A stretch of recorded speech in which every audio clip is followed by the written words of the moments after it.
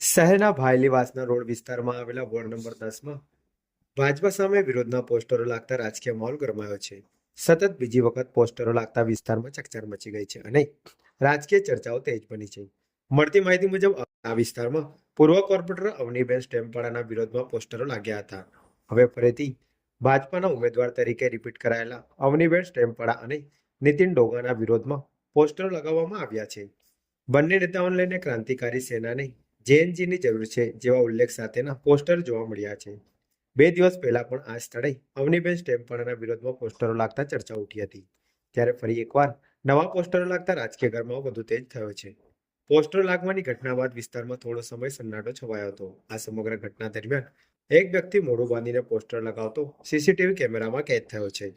પોસ્ટરો આ મામલે તપાસ શરૂ કરી છે અને પોસ્ટર લગાવનાર શખ્સની ઓળખ મેળવવાના પ્રયાસો હાથ ધર્યા છે.